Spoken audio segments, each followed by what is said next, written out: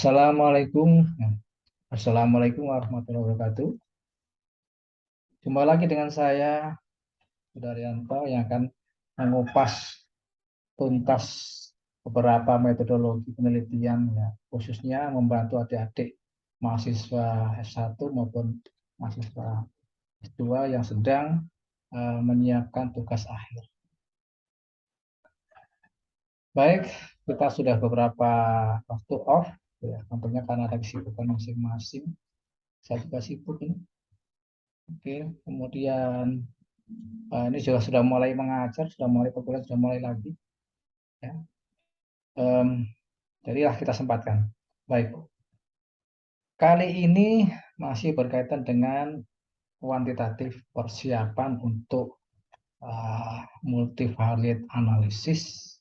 Dalam hari ini khusus regresi khususnya, yaitu pentingnya uji normalitas data. Mengapa uji normalitas data itu penting? Ya, karena itu adalah persyaratan untuk memenuhi asumsi dari multivariate analisis, khususnya regresi. Baik, kita menuju kepada PowerPoint-nya.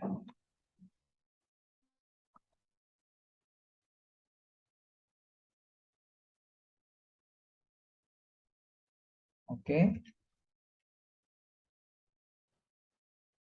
Uji normalitas data menggunakan Skewness dan kurtosis. Baik.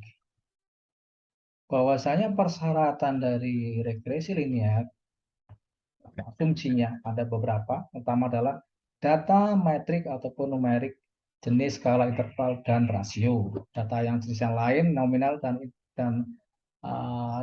nominal dan ordinal, ya, itu tidak bisa untuk regresi linear. Itu dicatat ya. Kemudian yang kedua, blue atau asumsi klasik, yaitu autokorelasi, multikoliniaritas, dan heteroskedastisitas. Yang ketiga adalah residual, berdistribusi normal. Ya. Yang keempat, terdapat satu independen variabel dan beberapa dependen variabel. Kemudian atau beberapa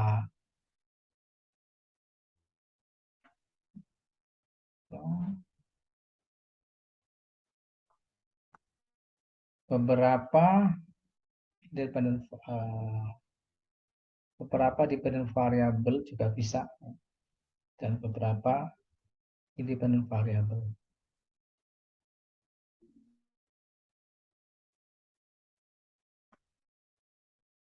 Oke, kemudian data bersifat probabilistik, tentunya khususnya data sampling. Nah, ini yang sering kita temukan di tugas akhir adik-adik mahasiswa, khususnya bimbingan saya, bahwasanya langkah-langkah ini sudah betul sebenarnya, langkah-langkah ini sebenarnya saya tambah beberapa saja ini yang kemungkinan terlewatkan. Yang pertama adalah start, yaitu menyiapkan proposal, ya, menyusun proposal, termasuk menyiapkan kuesioner. Nanti lain kali kita bahas secara spesifik menyusun kuesioner. Dan bagaimana pengumpulan data menggunakan kuesioner, data primer, ya. Kemudian data tersebut setelah kembali, berapa respon rate-nya, harusnya diukur juga yang respon rate tingkat kembaliannya. Kadang-kadang sering tidak diukur sama adik-adik masih tidak perhatikan. Itu kurang bagus. Oke. Jadi berapa persen respons rate itu harus diperhatikan. Kemudian diuji validitas dan reliabilitasnya. Oke. Apabila tidak valid, maka perlu ada pembenahan dari apa namanya, kuesioner. Mungkin ada instrumen-instrumen ataupun indikator-indikator yang kurang mudah dipahami oleh responden. Oke, namun apabila semuanya baik-baik saja, valid dan reliable, lalu diuji normalitas datanya sebelum diuji ke multivariat, khususnya regresi. Uji normalitas data di sini, ya, bisa menggunakan berbagai macam cara. Ada Jar-Berbera, ada Kolmogorov-Smirnov, ada Skewness dan kurtosis. Fokus kali ini adalah menggunakan Skewness dan kurtosis. Oke, apabila ternyata tidak normal, maka dilakukan transformasi. Dan apabila hasilnya sudah normal, maka dilakukanlah analisa selanjutnya. Di sini adalah uji analisis jalur kebetulan di sini. Dan dalam analisis jalur ini, ya, nanti kita bahas secara spesifik nih, satu kesempatan. Setelah itu baru diuji asumsi klasik, apakah sudah memenuhi asumsi klasik atau belum asumsi belum. Baik, langsung kepada uji asumsi normalitas data. Baik, data dikatakan berdistribusi normal ya, apabila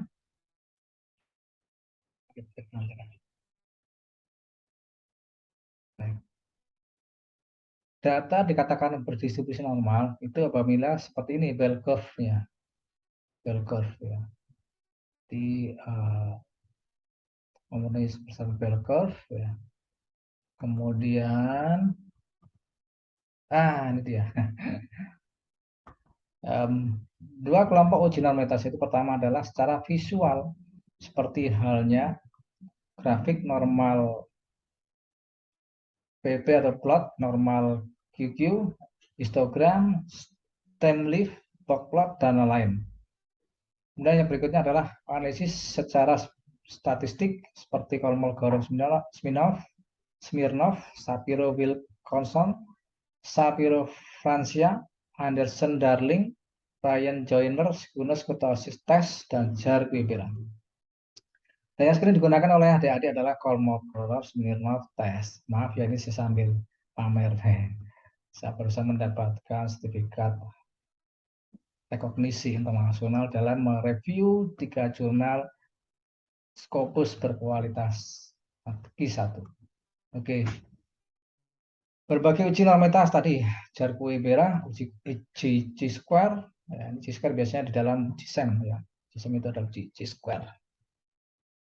Kemudian Kolmogorov-Smirnov, Lilliefors, dan Shapiro-Wilk ya. Yang sering dipakai adik-adik adalah Kolmogorov-Smirnov data. Bahwasanya yang perlu dipahami adalah bahwasanya di dalam Kolmogorov-Smirnov tes itu adalah bagian dari output uji asumsi klasik sebenarnya. Jadi itu keluar setelah uji analisis data yang pokok, yaitu regresi. Ya, keluar setelah itu. Padahal harusnya sebelum diregresi itu datanya dicek dulu normalitasnya, apakah betul memenuhi distribusi normal ya seperti ini ataukah tidak. Namun itu pun tidak salah karena salah satu asumsinya kembali ke asumsi ya bahwasanya residual berdistribusi normal. Tidak salah, hanya secara sistematikanya ada sesuatu yang terlompati di sini, ada dilompati ya. Oke.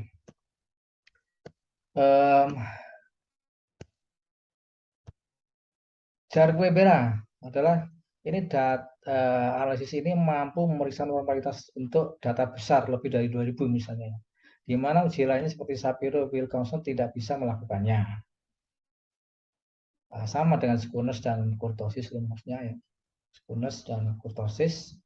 Jika Jar-Quibera kurang dari atau sama dengan X chi-square ya, alpha 2 atau p-value lebih dari atau sama dengan lebih dari alpha, maka keputusan adalah terima H0 yang berarti asumsi kenormalan terpenuhi. Ya, p-value harus lebih dari alpha.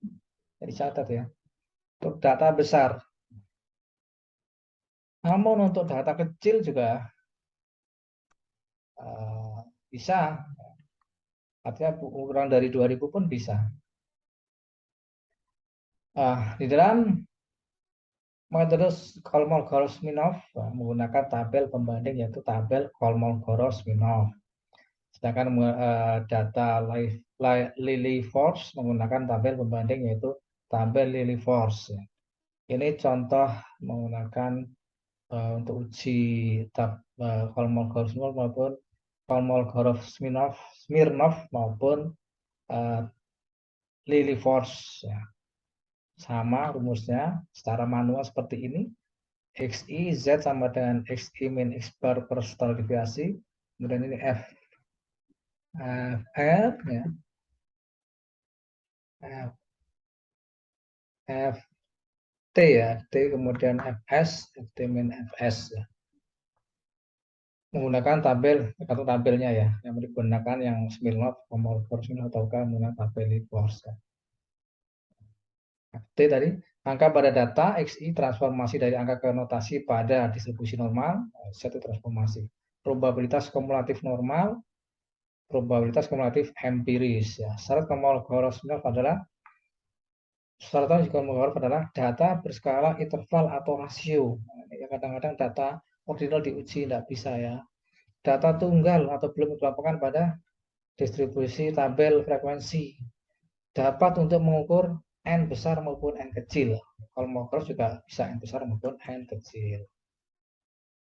Baik. Signifikasi Kolmogorov-Smirnov antara dijelaskan di bawah ini. Signifikasi uji nilai FT min Fs terbesar dibandingkan dengan nilai tabel Kolmogorov-Smirnov.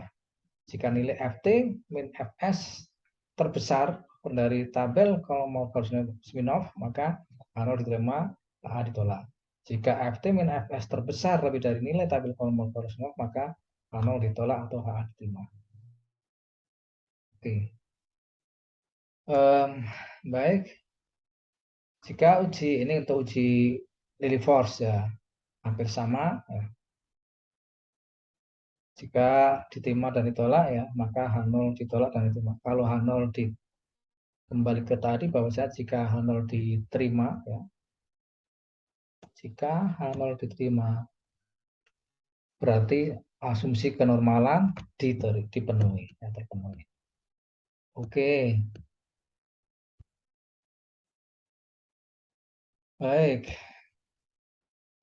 Uji Shapiro-Wilk function ya. Metode Shapiro adalah metode uji normalitas yang efektif dan valid digunakan untuk sampel berjumlah kecil kurang dari 30 ya. Oke, jadi adik-adik mungkin juga kadang-kadang khawatir apakah bisa data kurang dari 30 data kecil, sampel kecil untuk apa namanya uji regresi bisa. Ya. Normalitasnya menggunakan normalitas ini uji Shapiro. Oke. Berikutnya adalah fokus kepada uji skewness dan kurtosis. Skewness adalah major skewed ya. Skewed itu artinya kecondongan. Ada rumus mu 3 sama dengan sigma n i dalam kurung xi min x bar pangkat 3 dibagi dengan n min 1 kali pangkat kali Q pangkat 3. Oke. Ini skewness min sama dengan median sama dengan mode atau modus. Zero skewness, the mean, median, and mode are the same. Namun apabila di sini median ya di sini kan sebelah kanan berarti mode lebih besar daripada median dan lebih besar daripada mean. Dan sebaliknya sebelah condong ke kiri, ya, kalau yang ini condong ke kanan ya, kurvanya ke kanan.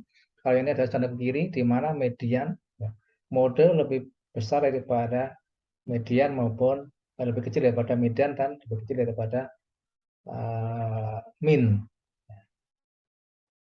Positively, ini negatif ya.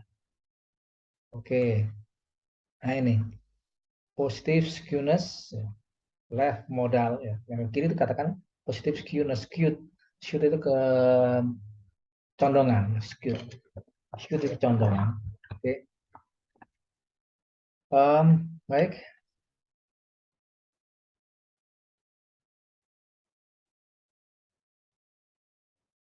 Biar jelas.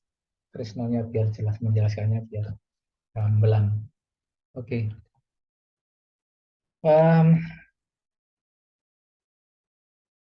Sini.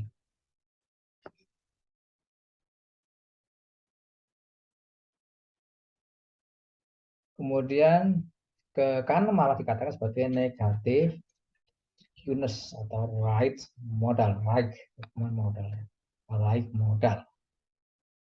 Ini modenya di atas, ini min. Oke, berikutnya kurtosis. Kurtosis adalah keruncingan. Ulangi lagi, keruncingan. Baik. Runcing, ya, apabila sangat runcing, ya, dikatakan sebagai leptokurtis.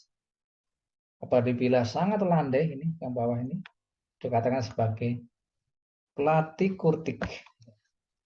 Yang normal adalah mesokurtik. Oke. Jadi kalau terlalu tinggi runcing, nggak bagus. Terlalu landai juga tidak bagus. Landai platikurtik, terlalu runcing adalah leptokurtik. Oke. Jeng jeng. Ya. Kemudian operasi SPSS. Dalam operasi SPSS, nilai kritis Skunus dan kurtosis patokannya adalah ini. Pada alfa 1% nilai Skunus atau SKW-nya, ya, dicatat, dan kurtosis adalah plus minus 2,58.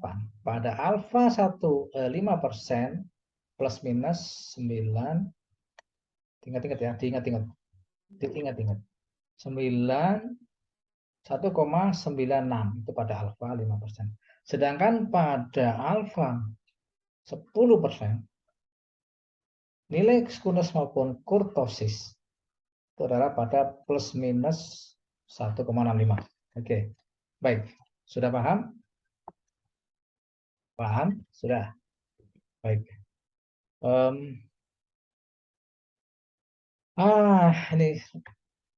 Ini sambil dari buku ya, critical value, beberapa metode normality. Untuk Shapiro-Wilcoxon pada test value probability level 5%, 10%, 5%, critical value diisi pada 5%. Jadi pada Shapiro-Wilcoxon, misalnya ini hasilnya 0,937, critical value-nya adalah 0,21, 50% ya. 10%, maka aset normality diterima normalitasnya pada 10%. Anderson Darling juga diterima pada 10%. Kemudian Martinez Grivex 1,216 diterima normalitas pada 5%. Kemudian Kolmogorov Swinov diterima pada normalitas 5%. Oke. De Agustinus Kunus, nah ini perlu diketahui bahwa ini apa namanya, informasi baru, pengetahuan baru bahwasanya penemu Skunus adalah Di Agostino. Kurtosis dan Skunus itu penemunya Di Agostino. 1,65 berarti aset pada 5%. Oke, kemudian juga kurtosisnya juga aset pada 5% dengan angka ini ya. Omnibus, the Omnibus Agostino juga Omnibus juga penemunya Agostino. 1,65 atau diterima pada normalitas 5%. Baik. Regresi ya, ini sekedar flashback. Maksudnya macam-macam multivariat itu ada regresi, ya, kemudian regresi logistik, regresi analisis diskriminan, conjoint, analisis kanonikal, dan MANOVA. Jumlah variabel dependent, jumlah variabel untuk dependent itu 1 untuk regresi, logistik juga 1, diskriminan juga 1, conjoint juga 1, kanonikal itu lebih dari 1. Kemudian MANOVA lebih dari 1. Jumlah jenis variabel dependent metrik ya. Regresi kalau logistik bisa non metrik, diskriminan juga bisa non metrik, conjoint juga bisa non metrik, analisis kanonikal itu metrik, MANOVA metrik. Oke. Terus variabel independennya ya, regresi bisa metrik dan non metrik. Kemudian regresi logistik juga bisa metrik atau non metrik. Oke. Diskriminan juga metrik atau non metrik, analisis conjoint non metrik, kanonikal itu metrik. Sedangkan MANOVA adalah metrik. Baik. Kita praktek penggunaan SPSS. Oke.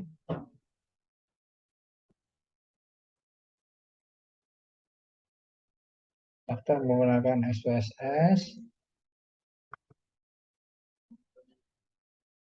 Bentar ya. Nah ini. Baik.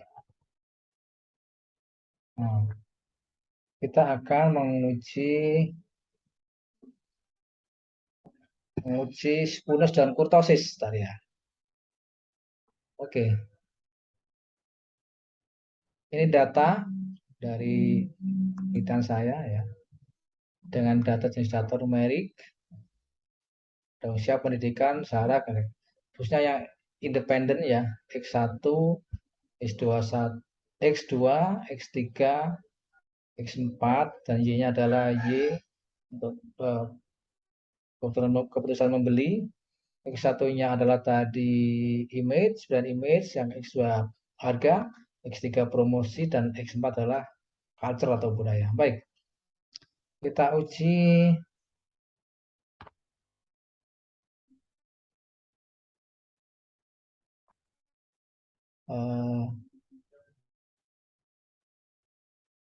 normalitasnya. Sebentar ini kok bisa dikecilkan Mbak ya. Nah, dikecilkan dikit. Oke. Kita menggunakan klik analyze. Oke. Kemudian deskriptif statistik. Oke. Analyze deskriptif statistik. Pilih deskriptif. Oke. Kemudian kita coba ini image ya, brand image, kemudian harga, oke, promosi, oke,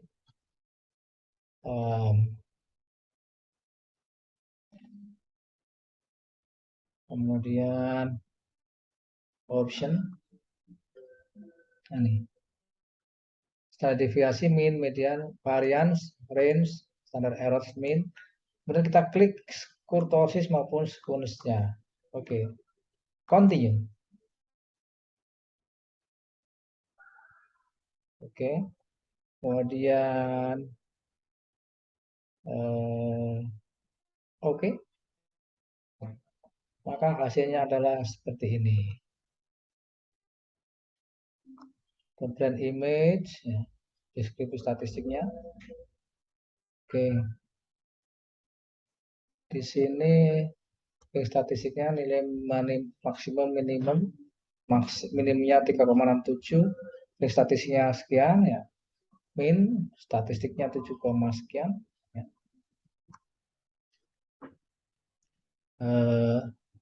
Nilai skewnessnya statistik, oke, kurtosisnya juga sangat besar ya, ini melebihi dari nilai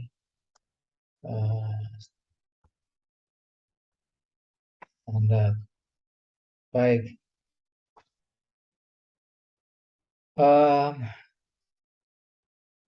ini kenapa tidak keluar yang variabel yang lainnya? Baik, kita ulangi lagi. Kita menggunakan, ini kayaknya menggunakan apa namanya, please move this window away from the set application. Buka mau. Oh maaf, ini rupanya tidak boleh nih. Data view.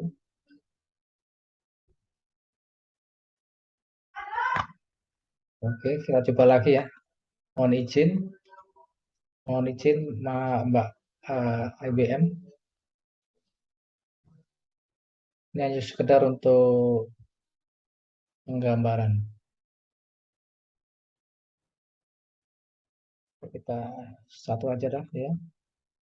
Ini aja promosi Safari promosi. Tidak mau, tidak boleh sebenarnya di share ini. Harus ada izin mungkin ya. Kita coba lagi ya, satu saja untuk percontohan. Oke, continue. Mohon maaf, ternyata tidak bisa. Izin ya. Baik, terpaksa saya stop ya. Khawatir melanggar copyright. Jadi seperti itu ya. Langkah-langkahnya sangat mudah. Ya. deskriptif, kemudian kepada pilih variabel mana yang dimasukkan untuk diuji normalitas datanya, klik skewness dan kurtosis. Oke, jalan. Jangan lupa klik skewness dan kurtosis. Kemudian hasilnya ini bagaimana? Hasil ujinya. Apabila plus minus statistiknya adalah plus minus 1,96 tabelnya. Apabila hasilnya di antara itu berarti berdistribusi normal. Namun apabila di luar itu, di luar plus minus 1,196, maka tidak berdistribusi normal. Oke.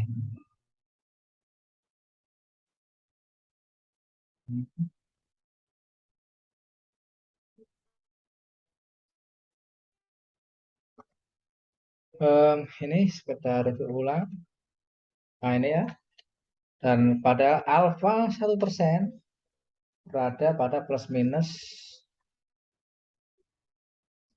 2,58. Dan sedangkan pada alfa 10% kurtosis maupun skewness berada pada alfa plus minus 1,65. Begitu. Oh no ya. Dan bagus. Wis paham apa belum yang bagus? Sudah paham belum? Ini tak jebukno ini. Tak jebukno kacamata. Ini belum jelas tak jebukno kacamata.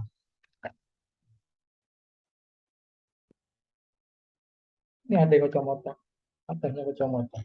Lempar. Aja.